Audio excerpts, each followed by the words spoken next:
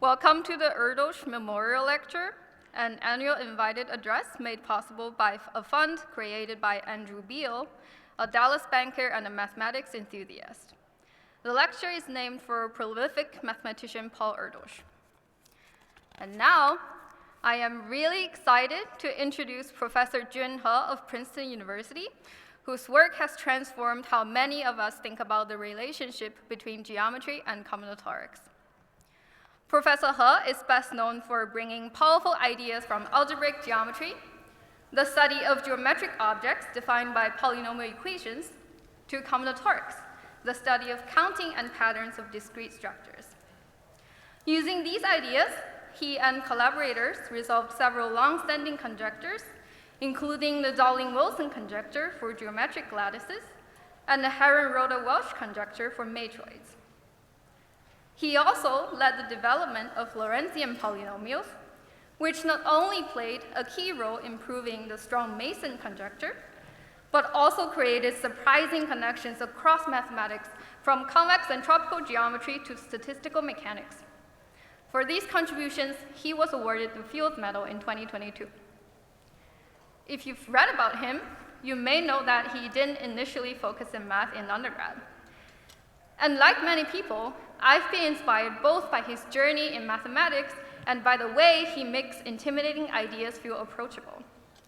Last year, I had the great fortune to learn from him as a postdoc, and at some point, I asked him, "How did you learn algebraic geometry?"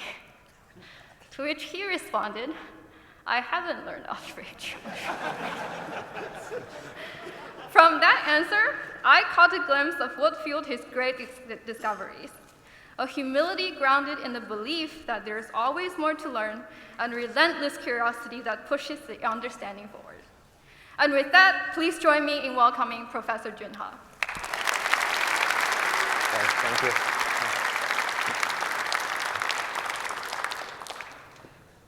Okay, thank you for the opportunity to speak here, and more importantly, thanks for joining me today here.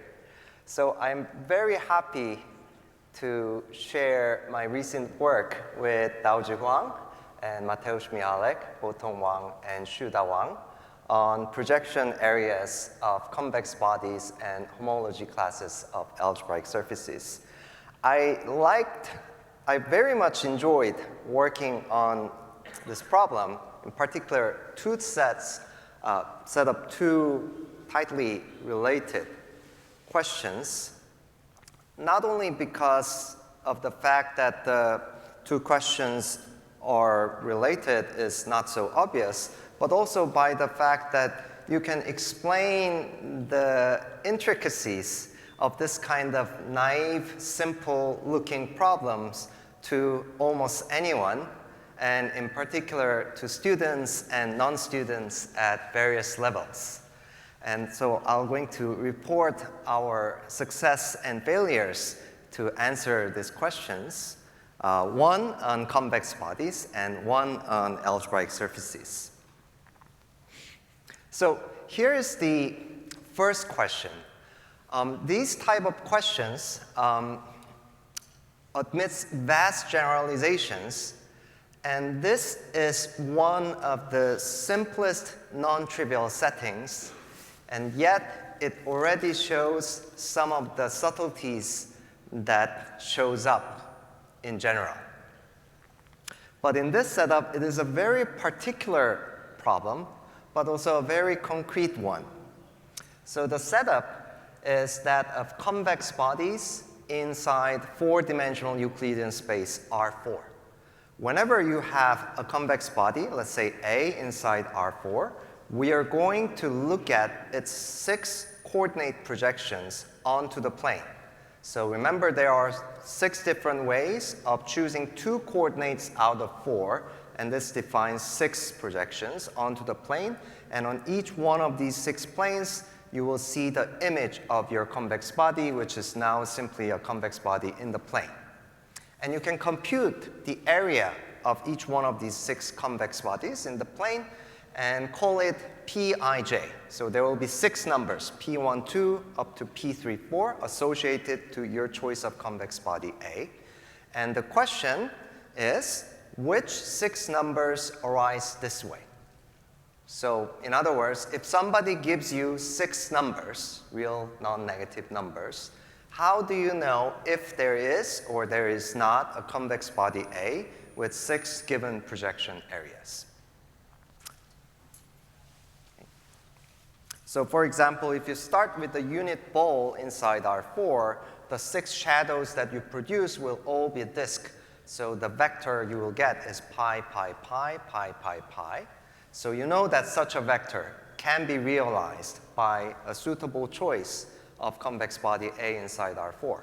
Of course, you could have chosen something else. It could have chosen a cube of suitable side lengths, and it will have the same projection areas, and so on.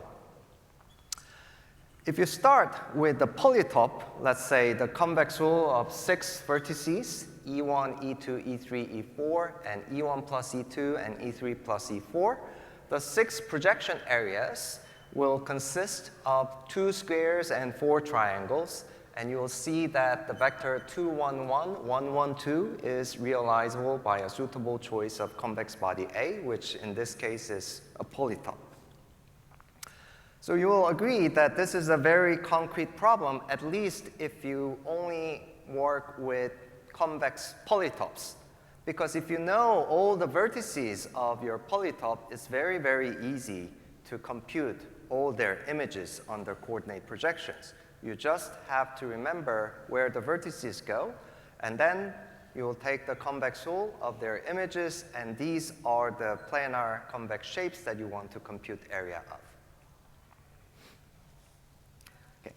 The second question is in the setting of algebraic geometry. So let me tell you the basic definitions or terminologies that algebraic geometers use. We're only going to consider algebraic surfaces inside 4-dimensional space C4. And by an algebraic variety, I mean the common zero set of a certain system of polynomial equations. Maybe there are k of them, f1 to fk, each one of them having 4 variables, and then set it equal to 0, and then I have some subset of C4. And then one of the most basic result in algebraic geometry tells you that any such algebraic set admits an irreducible decomposition into uniquely defined irreducible components that you cannot decompose further. And each one of these irreducible components have a well-defined notion of dimension, which is equal to the dimension of the complex manifold on the locus of non-singular points. So, and furthermore, if you have a map that is defined by algebraic equations between irreducible varieties of the same dimension, then there is this remarkable property that any general point of the target has the same number of points mapping to it. So basically, any map between 2 irreducible varieties of the same dimension are almost like a covering map, and you can compute the degree of that covering map. So it will indeed become a covering map if you ignore the small locus where the map or the varieties are singular. So here is the second question, which is somewhat analogous, at least on the surface of it, to the first question that I posed about convex bodies. So this time, you start with an irreducible algebraic surface, by which I mean irreducible variety that has dimension 2, living inside C4. And then, as before, I'm going to look at the 6 coordinate projections from C4 to C2, and then I'm going to restrict those projections to the chosen algebraic surface S.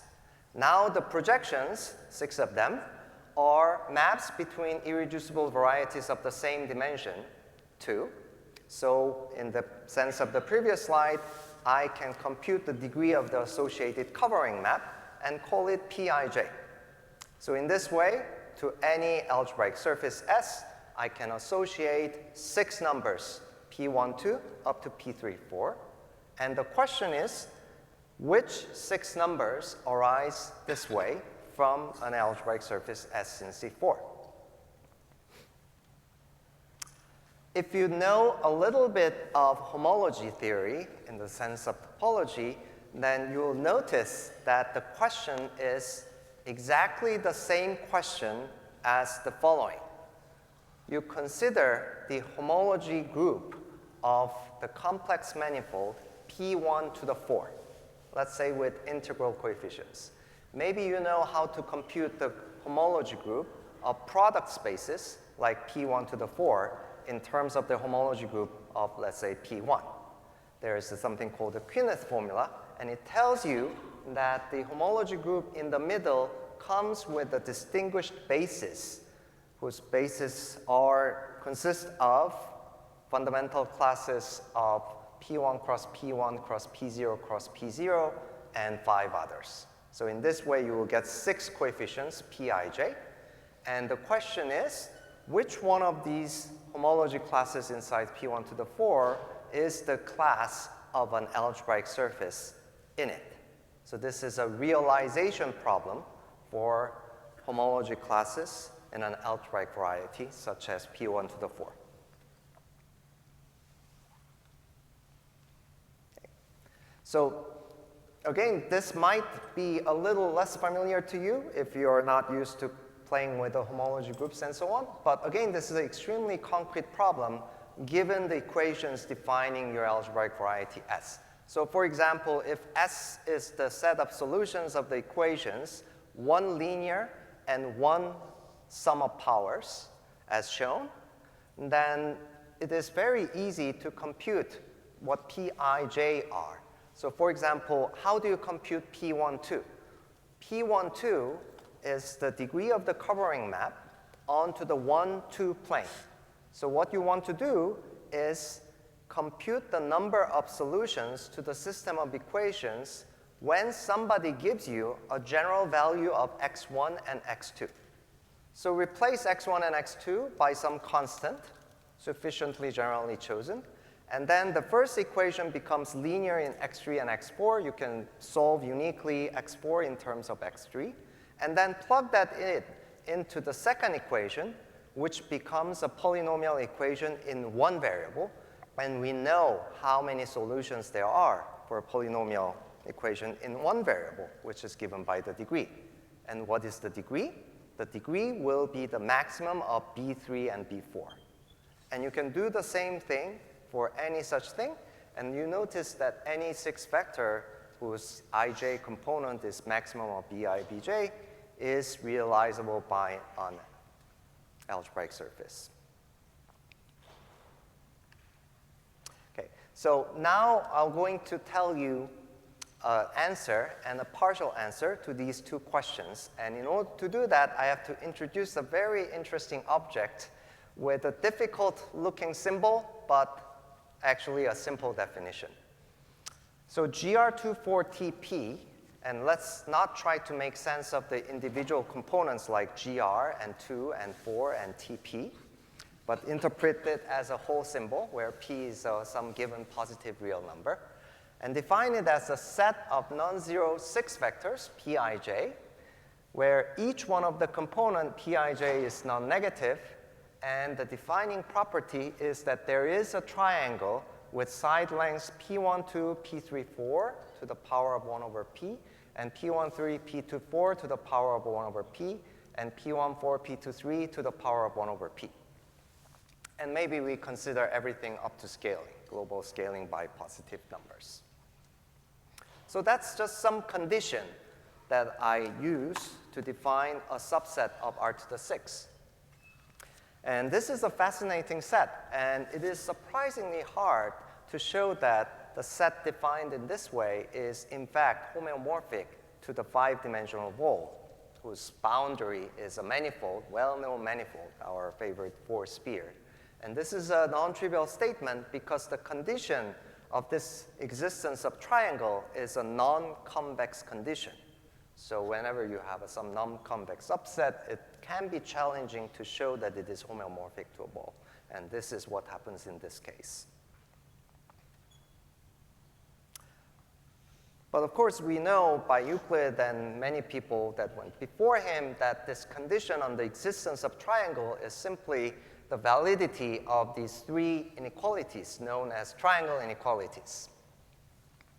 So looking at the inequalities, you know that our vector pi, pi, pi, pi, pi, pi is in the interior of this GR24TP, written as Grassmannian 24 over the triangular hyperfield TP, is in the interior for all positive P, meaning that all the inequalities that you see in Euclid's book are strict. On the other hand, the other vector that we encountered before, 2, 1, 1, 1, 1, 2, is in the interior of GR24TP if and only if P is larger than 2. So when P is exactly equal to 2, this vector 2, 1, 1, 1, 1, 2 will be on the boundary as 4.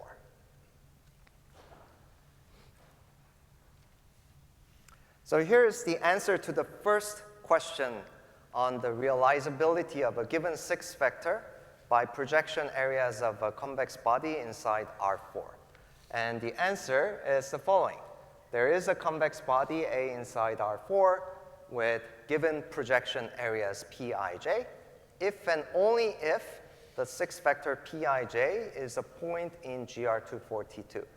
So this is a remarkably simple answer for a complicated looking problem. So in order for the existence of a convex body A, you only have to test the 3 triangle inequalities where P is equal to 2. So you compute the product P1, 2, P3, 4, take the square root of it, and do something similar for P1, 3, P2, 4, and P1, 4, P2, 3. And if the triangle inequalities are satisfied, then you know that there is a convex body A. So this is an if and only if statement, so you have to prove 2 different things. So you have to prove that if there is a convex body A, then the triangle inequalities are true. And this part is reliant on the very fundamental theorem in algebraic and complex geometry called the Hodge index theorem, which later was gradually realized that is equivalent to another fundamental theorem in convex geometry known as the Alexandrov-Fenchel inequality. And then there is the converse direction, which is necessarily a construction. So if somebody gives you a 6 vector Pij that satisfies all the necessary triangle inequalities, you will need to construct a convex body A that has the given projection areas. And in fact, this converse part was what giving us the most difficulties and the most fun in working on this project, because this is an extremely concrete question, especially if somebody gives you one particular 6 vector Pij, let's say 3, 2, 1, 1, 2, 3. So we have quickly realized there is an obvious construction. Actually, there are many different ways of realizing a given projection area, at least when the vector is in the interior of the Grassmannian GR24T2. But then when we try to extend those solutions as Pij moves towards the boundary, the 4-dimensional sphere, such as the 3, 2, 1, 1, 2, 3, we notice that we could not really move around our solutions and arrive at the solution at the limit. So notice that this 3, 2, 1, 1, 2, 3 is really in the boundary, because if you multiply 3 and 3, take the square root, multiply 2 and 2, take the square root, multiply 1 and 1, and take the square root, then you get a triple 1 and 2 and 3, which satisfies the triangular inequalities, but not strictly. So 3 is 2 plus 1. So we have there was a very interesting discussion during George's talk earlier on AI, about exploring very huge solution space, maybe the space of proofs, or maybe the space of codes, or algorithms, and like that. So this is a very baby version of something like that. So if I give you a valid vector Pij, you could imagine the space of all solutions consisting of all convex bodies A that has the given projection areas.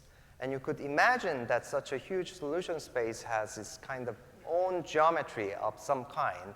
And we have witnessed the initial evidences that there is very interesting thing that goes on in here that I'm going to try to indicate later on.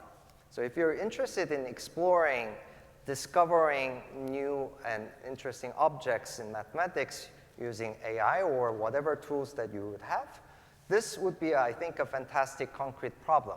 I give you this vector 3, 2, 1, 1, 2, 3. Your job is to do whatever you can to produce a convex body, let's say for concreteness, convex polytope inside R4 that has the projection areas 3 and 2 and 1 and 1 and 2 and 3, let's say by a list of its vertices. Whenever you propose a solution, it will be extremely easy to check that it is indeed a solution. So now let me quickly move on to the second question, the one that was posed in algebraic geometry. Surprisingly, well, I was surprised to learn that we cannot answer the second question despite all the extreme hard work that was done in algebraic geometry over the last 200, 300 years, and with all the sophisticated technologies. We do not understand which homology classes in such a simple algebraic variety as a P1 to the 4 corresponds to the homology class of an irreducible surface in it. So the best we know at the moment is the following partial result. So let's say we are given a middle homology class in P1 to the 4. So basically the 6 numbers Pij, which appears as coefficients in the Convex decomposition, but with rational coefficients. So now, unlike before, I'm going to look at the homology classes with rational coefficients. And then the following two statements are equivalent. The first statement is that there is an irreducible surface S inside P1 to the 4, and the non-negative rational number lambda, such that the given homology class is the homology class of your surface times lambda. So we are solving the realization problem up to a rational multiple. And it turns out that that condition is equivalent to the same condition that we have encountered before, namely that the vector Pij is in the Grassmannian 2,4 over T2, the validity of the triangle inequalities with square roots. So the subtlety here is the integral coefficients that was used in the homology group in the formulation of the original question 2. So you can show after some work that, in fact, there is no algebraic surface S inside P1 to the 4 that's reduced and irreducible that has homology class corresponding to the 6 coefficient 1, 1, 1, 1, 1, and 3, even though it satisfies all the triangle inequalities. And what the proof of theorem 2 shows is that, in fact, there is an algebraic surface S that has homology class corresponding to 2, 2, 2, 2, 2, 6. So really, and only in the setting of algebraic geometry, you encounter this extra subtlety involving the integers in which multiple. Of course, in the convex geometry setting, you can scale your convex body by any real number that you want and make the Pij's simultaneously multiply by some real number. So I'm going to try to give you some impression of how the proof of this statement works. But in order to highlight one of the aspects that I find it very interesting, let me step back to a much, much simpler problem, but of the same kind. I think we can, almost all of us can immediately see the solution to this kind of problems where one is concerned with convex bodies in R3 and not in R4. So this time, I'm going to look at R3 and 3 coordinate projections onto the plane. So there's pi 1 and pi 2 and pi 3, and each one of them gives you a convex body inside the plane, which you can compute the area of. In this way, to any convex body A inside R3, you have 3 numbers, P1, P2, and P3. And the question is, which 3 vectors are realized by convex bodies in R3? And the obvious answer that you expect is, in fact, the answer. Any non-negative triple of numbers P1, P2, P3 is the projection area of a convex body in R3. So let's actually try to justify this statement in the simplest possible way. Somebody gives you P1, P2, P3. You want to write down a convex body that has 3 projection areas. I think everyone, almost everyone, will immediately come up with the following obvious construction given the time. So the obvious construction will be, of course, to start with the cube in coordinate directions with edges that has suitable edge lengths. And you will soon realize that the suitable edge lengths should be P1 to the inverse, P2 to the inverse, and P3 to the inverse, so that the 3 projection areas are P2 inverse, P3 inverse, P1 inverse, P3 inverse, P1 inverse, P2 inverse. So you notice that you only miss the solution by a global scaling factor, and that's no problem. You can just scale the whole convex body by a global scaling constant, which in this case would be square root of P1, P2, P3. And then you get that cube that has exactly the given projection area. But this already tells you that the solution space has some kind of non-trivial geometry as you move around the valid vectors P1, P2, P3. Because as your vector Pi, when one of the Pi's approaches 0, the solution that you just constructed diverges and does not converge to a fixed convex body. So it does not tell you anything about the solutions corresponding to the vectors that has 0 entries. And these are valid vectors. There are clearly convex bodies A in R3 that has projection areas 0 and 1 and 1, for example. And it's not hard to write them down.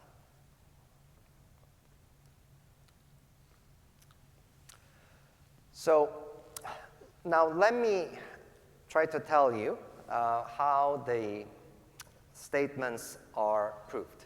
So this is one terminology from linear algebra that I'm going to use to justify the forward direction of the proof. So the definition is about n by n real symmetric matrices, Pij. So Pij before was a vector for me, but I can think of it as a symmetric matrix where off-diagonal entries Pij with 0 diagonal. But in general, a symmetric matrix is called Lorentzian if the entries are all non-negative and it has at most 1 positive eigenvalue. So there is a connection to this weird Riemannian 2-4 thing over the triangular hyperfield to this linear algebra condition that a symmetric matrix being Lorentzian. So mathematicians have this weird habit of feeling very proud of rediscovering something that some very famous and very dead people have discovered many hundred years ago. And this fact that I have rediscovered with friends as my personal record. So we noticed the following lemma is true, and later discovered it in the works of Cayley, or if you're being very generous, you could have attributed to this person, Heron, who lived in Alexandria 2,000 or more years ago. So the statement is that the 6th vector Pij satisfies the triangle inequality there is a triangle with side lengths square root of P1, 2, P3, 4, etc. If and only if the corresponding 4 by 4 matrix is Lorentzian. So this is really about the one positive eigenvalue condition. So Cayley, who just introduced the notion of determinants when he was mentioning this, I think undoubtedly was thinking about this formula given by Heron of Alexandria, which computes the area of a triangle in terms of its 3 side lengths. So he had this complicated formula. The area of a triangle is equal to some fraction and then square root, and inside the square root there is a complicated degree 4 polynomial. And the amazing thing is that that degree 4 polynomial factors completely into 4 linear terms. To justify this lemma is basically that factorization, but the factorization involves square roots. So it's well known that this determinant of this 4 by 4 matrix is an irreducible polynomial, but in fact, this irreducible polynomial Pij admits a factorization, just that not into polynomials, but into homogeneous degree 1 functions as shown. And the factors have extremely pleasant or intriguing type of symmetries, exactly the kind of symmetries that you would expect from Grassmannian 2-4. And the form of the factorization tells you that the determinant is negative, or if and only if each one of the factors have the correct sign. So the first factor should be negative, the second factor should be positive, same for the third and the fourth factor. Because of this symmetry that if you add any one of the 2 factors in second, third, and the fourth, then you must necessarily get non-negative. So because of this structure, the fact that statement that the product is non-negative is equivalent to the statement that each one of the things that we are taking product of is non-negative, which is exactly the triangular inequality. So this shows that the non-positivity of the determinant in question is equivalent to the validity of the triangle inequalities, which is the main ingredient that you need to check when checking that something has one positive eigenvalue only. Okay. So given this fact, you can connect the one positive eigenvalue condition that shows up as a necessary condition in realizability problems with 2 very deep results and fundamental results independently discovered in 1930s in a completely different field. So the first one is Hodge's famous index theorem that is closely related to Hodge's theory that he was developing at the moment. The statement says that the matrix of intersection numbers of positive divisors, hypersurfaces, on a projective variety is Lorentzian. So I'll not attempt to make sense of this statement unless you're already familiar with it, but this is a fundamental result in complex and algebraic geometry, and whole lot of geometry is built up on this statement of Hodge. And remarkably, I don't know why this is happening over and over again, but around the similar time, Alexandrov and Fengchel and other convex geometers were trying to extend Minkowski's work on convex bodies, and they arrived at this generalization of so-called Minkowski's inequalities. And this generalization is called the Alexandrov-Fengchel inequality. And the statement is that the matrix of the so-called mixed volumes of convex body inside Euclidean space is always Lorentzian. And so the conclusions of the 2 statements are the same. And it was gradually and very slowly realized by us, mathematicians, that these 2 are essentially the same statements. And this is why the 2 questions I have posed earlier have exactly the same, not exactly the same, but very similar looking type of solutions.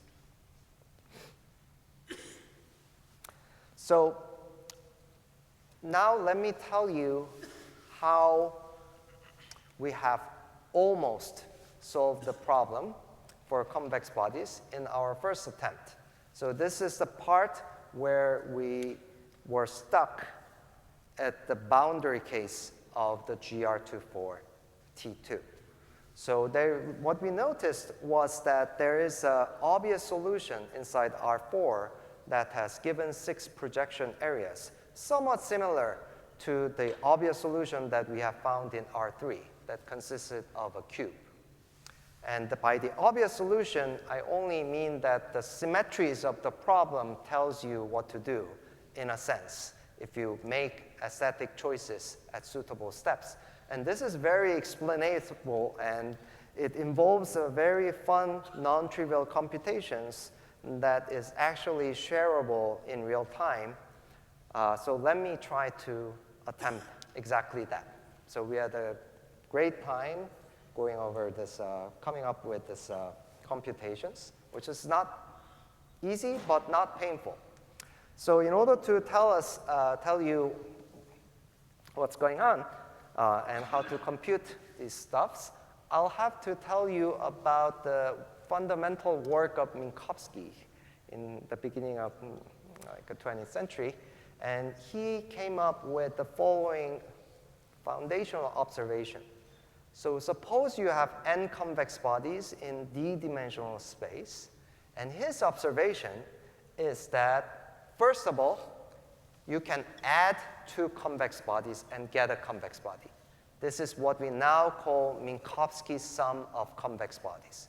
And by this, he simply means you have 2 sets, take an element of the first set, take an element of the second set, add the 2 as a vector inside R to the d, and you do this for every pair, and you get a new set. And when the 2 bodies were convex, and the resulting sum will be convex as well. So this is the Minkowski sum of convex bodies. And his observation about it is that the volume as a function of convex bodies is a polynomial function with respect to this Minkowski sum. In other words, if you dilate each one of the convex body AI by a non-negative real number xi and consider their sum and compute the volume, and as you move around your xi's, these coefficients, the resulting volume will be a polynomial function of, in fact, degree d in the variables xi.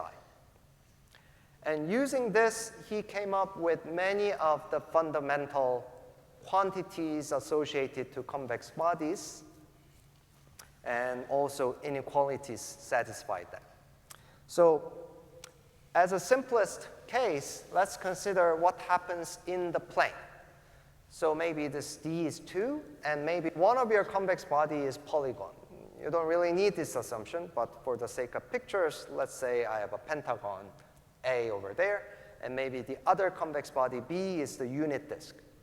What Minkowski did in this setting was to consider their sum, xa plus yb, with indeterminate coefficient x and y. So that's the picture. And he computed the volume of the sum. And as you can clearly imagine, the leading term in x squared coefficient will be area of A. So as x varies, the leading coefficient will be area of A. And as y varies, the leading coefficient will be the area of B.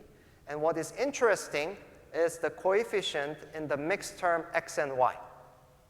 And the picture tells you that this coefficient of xy should be the perimeter of A, because this is how fast the area changes of xa plus yb as you fix one of your x and y and just vary the other thing. So these are the derivatives of the volumes, which are perimeters in 2-dimensional case. So this is a degree 2 homogeneous polynomial, so a quadratic form in 2 variables. And you can think of it as a 2 by 2 symmetric matrix by taking its Hessian. So quadratic forms are basically its Hessians. The Hessian is entries 2 times area of A and 2 times area of B as diagonal entries, and off-diagonal entries are perimeter of A. And the statement that this 2 by 2 matrix has exactly one positive eigenvalue, in other words, is Lorentzian, is equivalent to the statement that its determinant is non-positive. And what is the determinant?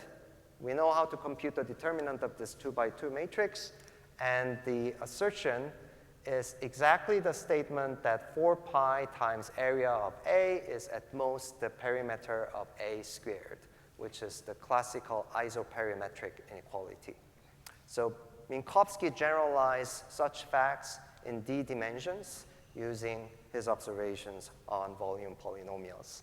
And later, it became a special case of Alexander Van Vengchel's inequality.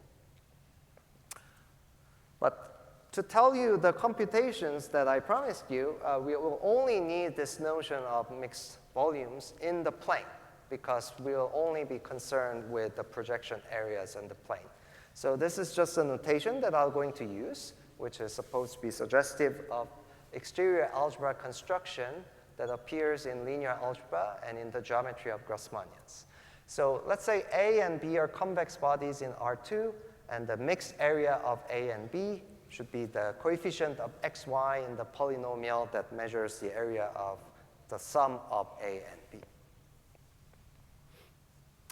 So let's start the construction of a convex body in R4 with the 6 given projection areas of Pij, assuming that the associated triangle is a non-degenerate one. So GR to 4T2 and take the interior.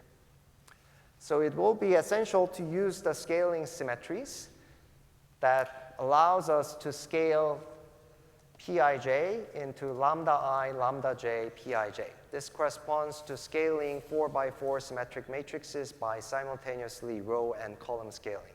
This doesn't do anything with the number of positive eigenvalues. And then you notice that the 2 points are in the same orbit of this group action if and only if they have the same so-called cross ratios. These are P13, P24 over P12, P34, and P14, P23 over P12, P34.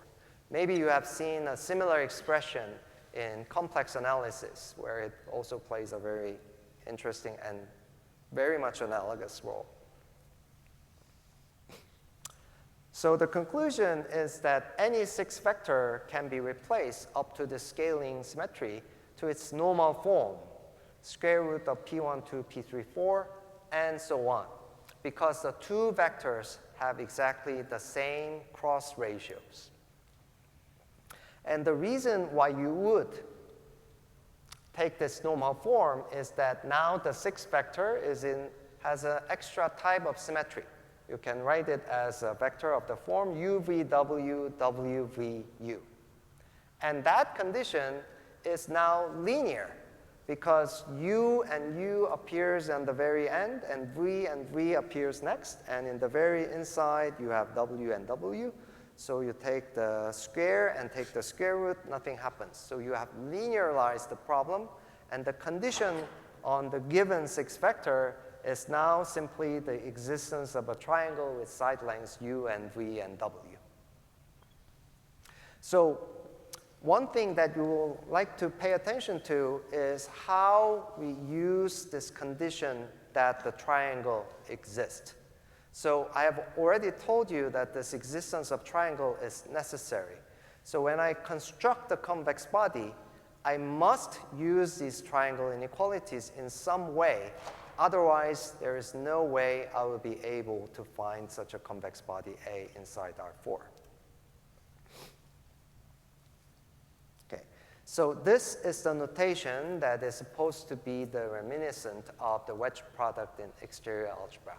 So usually people take wedge of 2 vectors inside the vector space. Now I'm going to wedge of 2 convex bodies inside R4 and produce a 6th vector.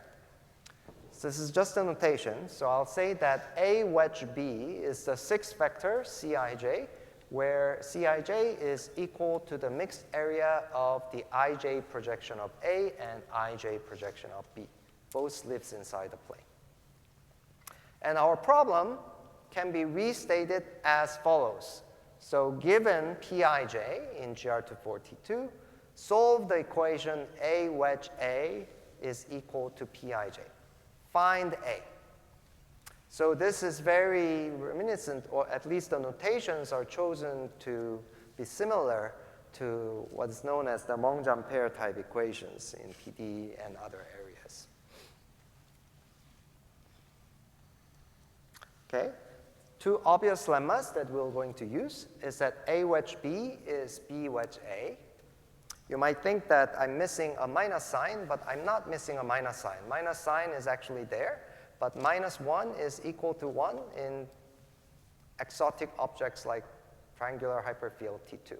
Maybe that's my interpretation. And another easy fact is that lambda 1 A1 plus lambda 2 A2 wedge B is equal to lambda 1 A1 wedge B plus lambda 2 A2 wedge B for any choice of non-negative lambda I. So you notice that I'm using the plus sign in two different ways. And the left-hand side is a plus in the sense of Minkowski of sum of convex bodies. Plus on the right-hand side is simply the sum of two 6 vectors. And now I'm going to use the inherent symmetry in the defining condition for GR242. So this is what is referred to as the Plücker relations, discovered by Julius Plücker, again, many, many years ago, which defines the Grassmannians initially in the setting of algebraic geometry. So I'm going to, as an exercise, compute the wedge product of very, very simple convex bodies. Line segments, P and Q and R. I'm going to choose the line segments that connects E1 plus E2 to E3 plus E4, and E1 plus E3 to E2 plus E4, and E1 plus E4 to E2 plus E3. And it's extremely easy to draw the 6 of their projections, which are again line segments, this time in plane.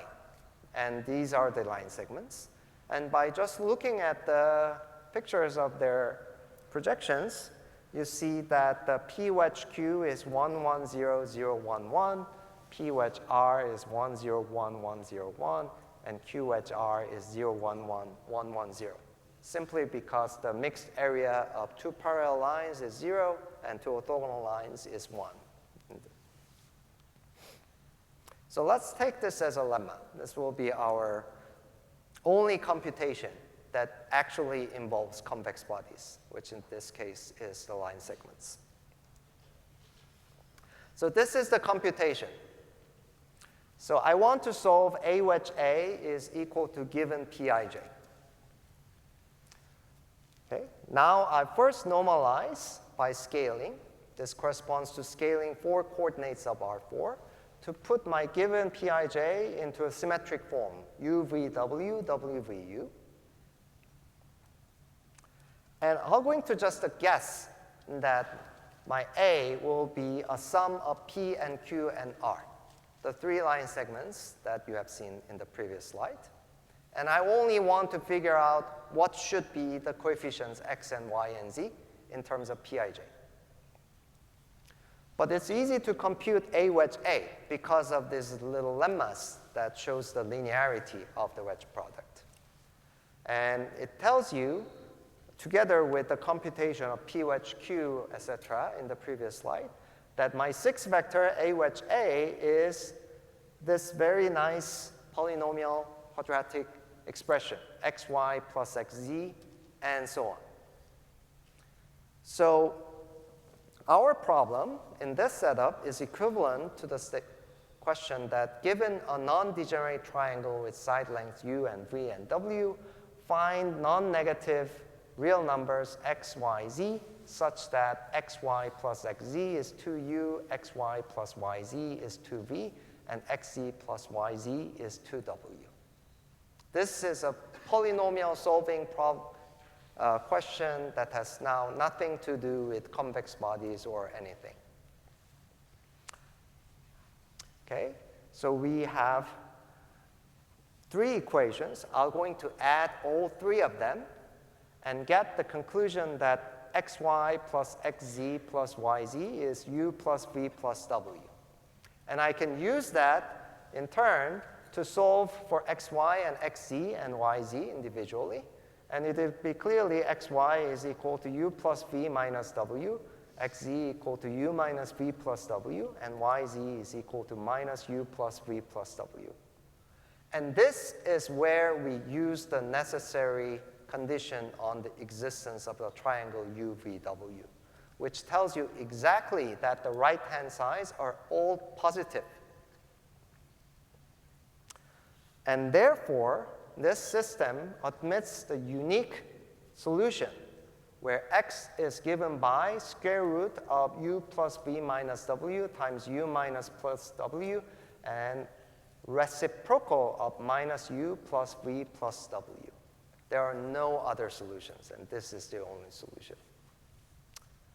One thing that is interesting is that this, what I would call the obvious solution, given the symmetry of R4 with respect to the scaling, is that it's a divergent solution.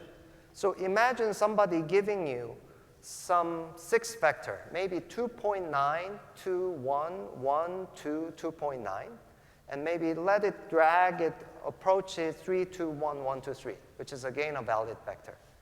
And you track the corresponding solution, and it diverges and do not tell you whether there is or there is not a convex body corresponding to 3, 2, 1, 1, 2, 3. In fact, there is, but this method does not tell you, and this is why it's, I think, very interesting to see whether there are, in what ways can I approach the solution at the infinity, because many of what seems obvious to us ways do not lead us to the final destination, as in this case. So on the boundary, we do completely different and completely ad hoc thing, and we construct a family of 4-dimensional polytopes with 16 vertices. And for us, it had to be 16 vertices. And it, for example, we couldn't have done it with like 5 vertices or 6 vertices to make the computations more pleasant.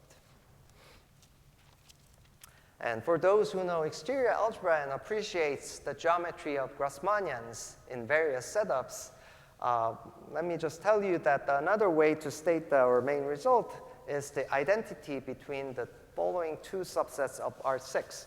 One is GR24T2, and the other is the set of all 6 vectors of the form A wedge B, where A and B are convex bodies in R4. So in the Grassmannian over field, GR24 over C, let's say, can be identified with the wedge product of 2 vectors inside a 4-dimensional vector space over C. And this is very much reminiscent of that.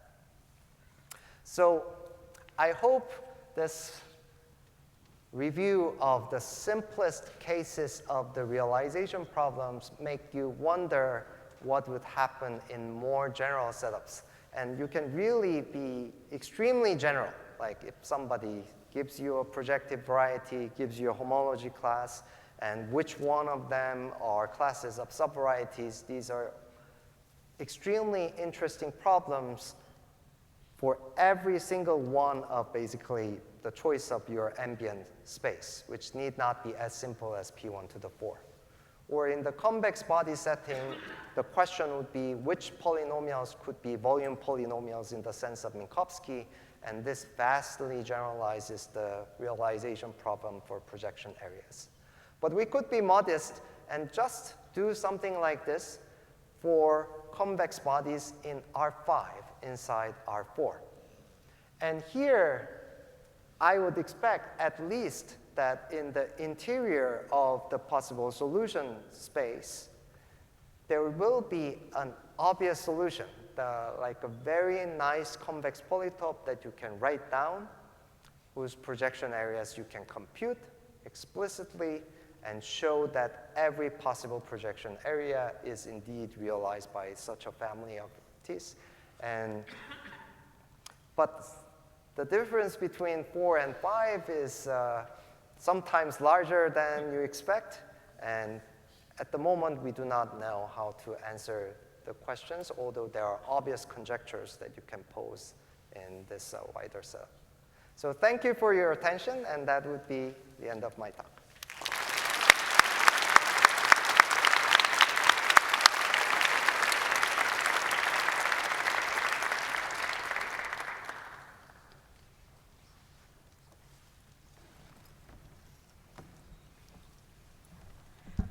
So we have time for some questions. As usual, please line up at the mics if you have questions. Well, there are mics that are in the... Thank you for the very nice talk. So you show for the kind of vectors on the interior of this Grassmannian that you can realize them using a zonotope, a Minkowski sum of line segments. But then you say that for these boundary vectors, you have these kind of ad hoc constructions. Are they still zonotopes? So I do not know. But it was in dimension 3, and it was in dimension 4. So dimension 5, that is what I would try, because zonotopes are extremely pleasant to work with projections. But I mean for the ad hoc constructions, are they still? Oh, no. Are they at least generalized permutahedra or like Minkowski sums of standard simplices? Yeah. I don't think so. Okay, thank you. Maybe that's why they are tricky. Do you have any intuition for why the exotic, like the triangle inequality corresponds to convex bodies in this identity that you showed? So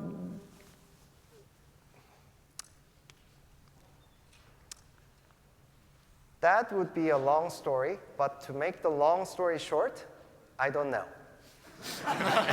But there are interesting phenomena. One makes one wonder whether there is a good answer to the question you posed. Now. Okay, thank you. So I want to also ask us about realization of these convex polytopes that you realize some of these convex polytopes, but what about, you mentioned about all solutions, so what can you say about kind of modularized space of all solutions? That's right. That is what I would call the realization space of a given Pij. And one thing that I find that I had no idea about this before, one thing that I learned while working on this problem is that as your Pij approaches the boundary, if it is maybe it's exactly on the boundary, the realization space is extremely constrained. That is why it was very hard to come up with the particular solutions. So if it's in the interior, maybe it's 1, 1, 1, 1, 1, 1, there are enormously many different ways, infinite dimensionally many different ways for your choice of solutions. And I think like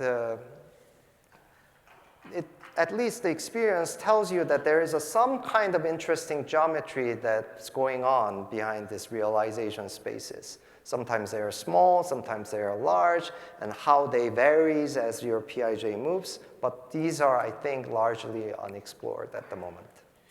Thank you very much. Perhaps one last question about coefficients. So when you are, let's say, in theorem 2, you were using coefficient in rational numbers. Yes. Because integral it didn't work. But could you also refine this coefficient as a subset of rational number, let's say p-localized integers or things like that? Yes, there are also interesting questions one can pose in various different setups. So, yeah. So if we look at how we actually solve the algebraic geometry question, the actual statement that we prove is somewhat finer than this. As we solve the integral problem under certain coprimality hypotheses and stuff like this. Thank you very much. Yep. Thank you very much for your great talk, and also I really appreciate your beautiful handwriting. And my question is, so in this talk, you've been mainly focused on the R4 and then projecting to the area, but if we like project, for example, just to a single variable to talk about the length, or the three projections to talk about the volume, is there any kind of non-result, or can we employ this method to work on these problems, or are they already solved? Yeah, so one can pose this type of problem, realization problems, in extremely general setup. So I've maybe mentioned it very briefly, but the most general problem that one can pose in convex setting is that the question, which homogeneous polynomials can be volume polynomials in the sense of Minkowski, which in fact includes this projection areas problems in this setting. So, but we can just extend a little bit more and still encounter new and very exciting phenomena.